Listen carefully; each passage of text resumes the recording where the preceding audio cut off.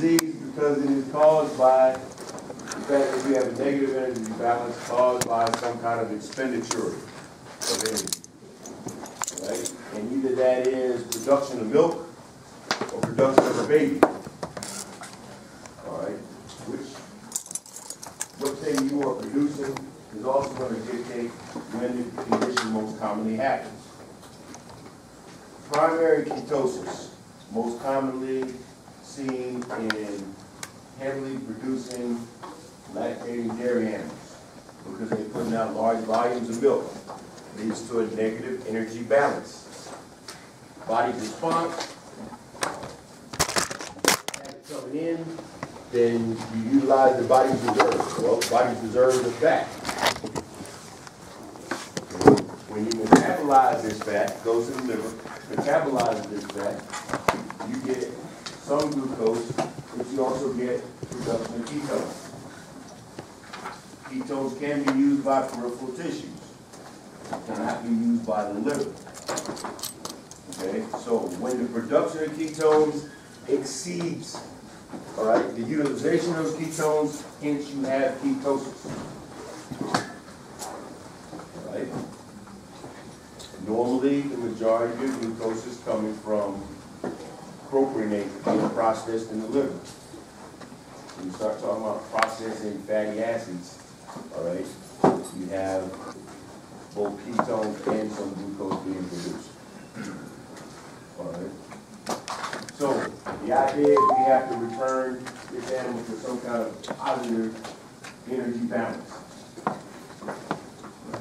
Treatment is going to be, one, we got to take care of the fact that they're low on glucose. So, hey, it'd be a good idea to give glucose. Now, traditionally, as well as right now, the treatment is usually get a bottle, 500 cc bottle, 2% dextrose, and blow this into this animal live in. All right, wonderful thought, except for when you put that high concentration of glucose into an animal, they will go through a transient hyperglycemia and then a rebound hypoglycemia. So you have to support this or try to maintain that hyperglycemic state until they can get balanced again. The way that you support this or maintain a hyperglycemic state is the use of corticosteroids. All right. Now, we want to put that substrate back in there that we need to go through the liver and produce glucose the normal way. Hence, we need a source of propionic acid, and that's going to be propylene glycol. We get that orally. So we got glucose, we got corticosteroids, we got propylene glycol. All right. Now, the question is asked, is it possible to avoid that hypoglycemic, rebound hypoglycemia by using a lesser concentration of dextrose or glucose going into the body? Yes. Instead of using 50%, you can use 2.5%. But that requires you to stand there with a drip. All right? And most practitioners, clinicians, are not going to stand there with a drip that long. So if you're going to use that 50%, the idea is you've got to support it to keep that rebound from happening and maintain a hyperglycemic state until they can get back on track. So again, glucose, corticosteroids, propylene glycol. What else can we add to the mix? In severe cases, we can use insulin, but that's only in severe cases. Right? Prevention-wise and therapeutic-wise, you can use ionophores. Dimension is one of the most common ones. All right? All medicine does is alter digestion to selectively produce propionate. Okay, over acetate and butyrate.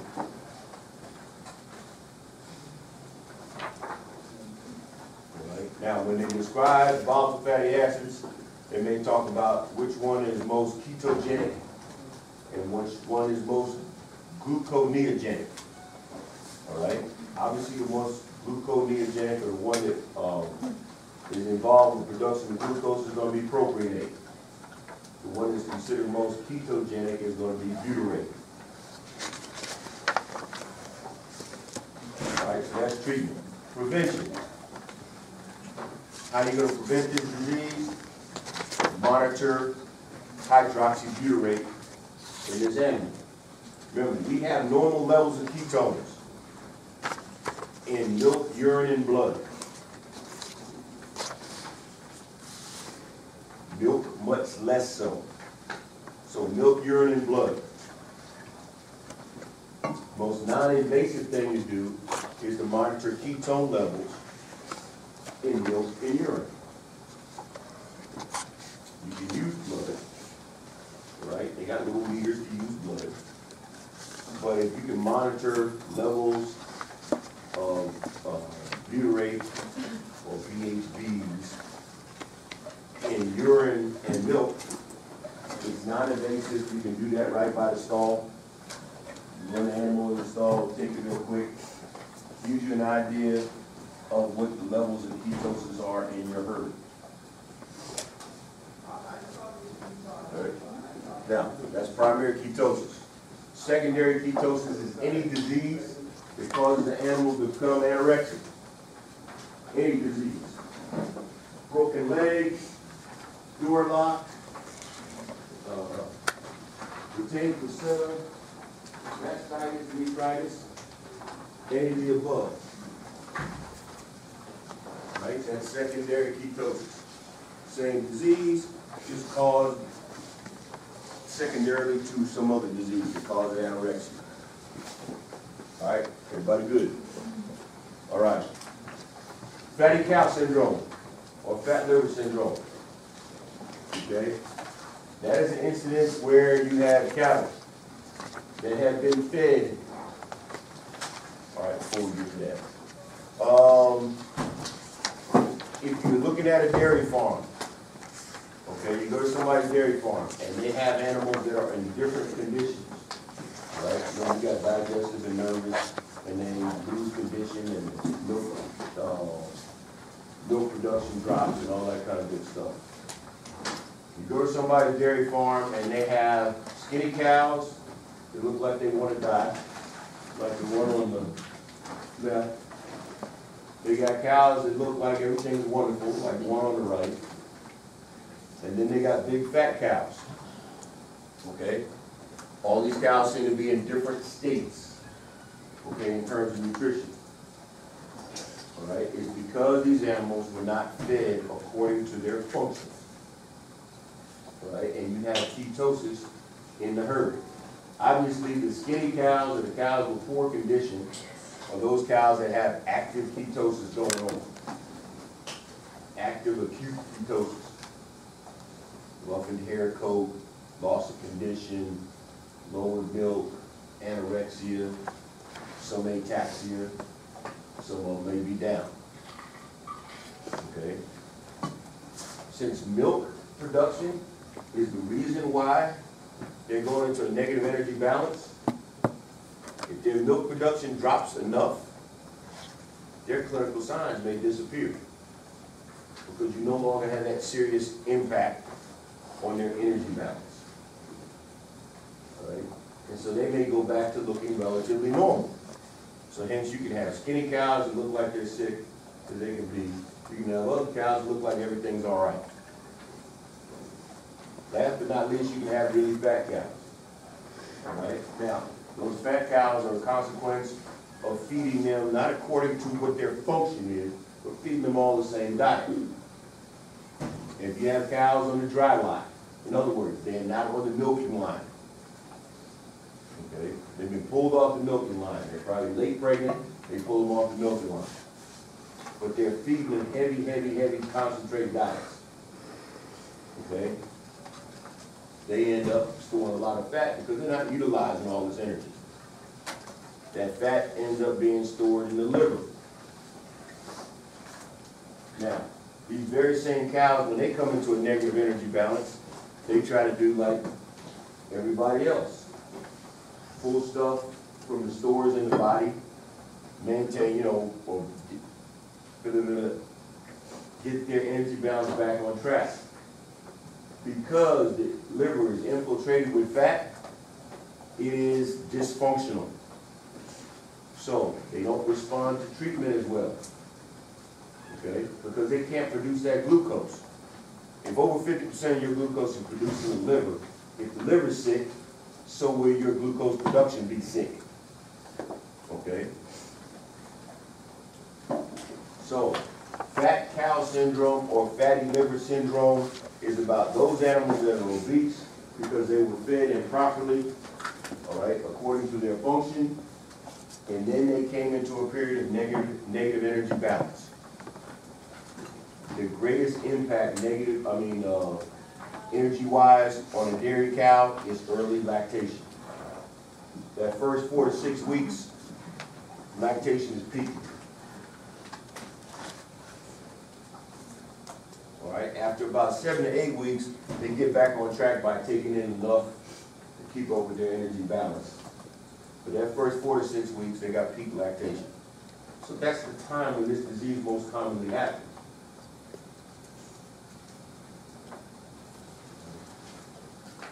So we know how to treat ketosis. We apply the same thing to cows that have fat cow syndrome or fatty liver syndrome.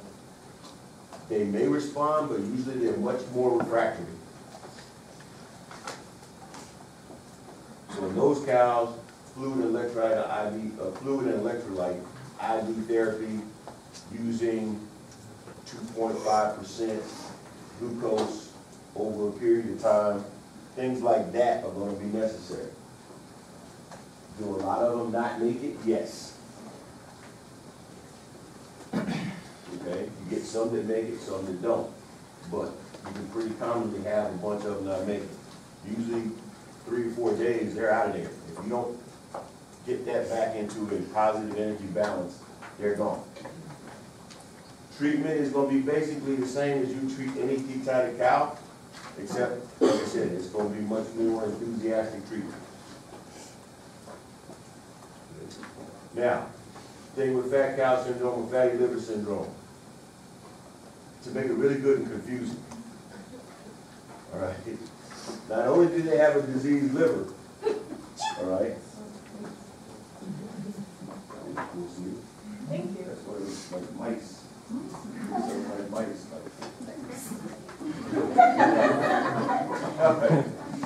Okay. So the thing about fat cow syndrome is not only is it ketosis, but it's kind of a secondary ketosis because not only can it be associated with heavy milk production, but any disease that causes that animal to be anorexic, all right, with a diseased liver, gives you fat cow or fatty liver syndrome. All right? So diseases like LDAs, retained placentas, pneumonia, mastitis, those things that are metritis, those things that are particular to early lactation, those diseases help that fatty liver syndrome set that off. Okay?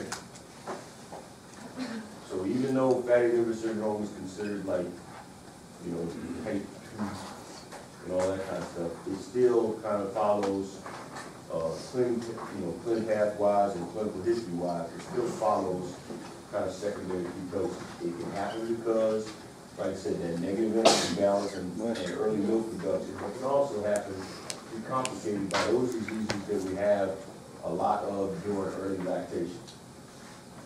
And probably LDA, retained placentas, toxic mastitis, or metritis are probably the top of the list, those 4. All right? Does that cover it for you? You good now? All right, everybody else is good.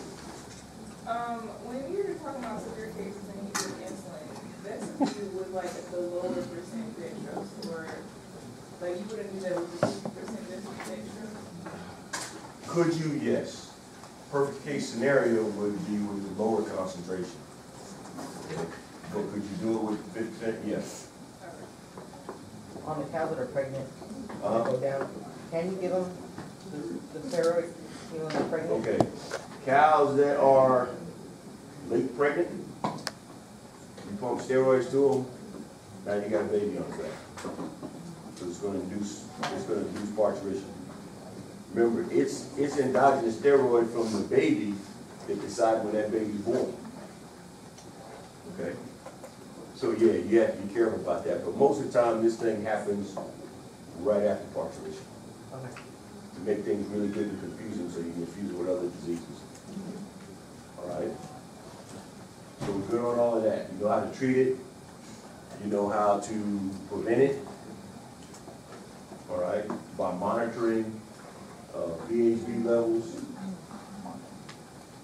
You know you can use ionophores also to help as part of your treatment regimen, but as part of your prevention. All right? And the big thing is to feed according to their function, according to what you're using them for. You don't need as much energy to stand in a lot and not do anything compared to putting out gallons and gallons of milk. So you feed accordingly. All right?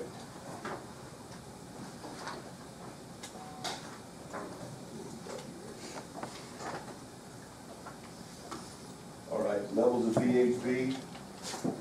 Okay, kind of give you an idea whether you have clinical, subclinical, or just ketosis. That's what it is.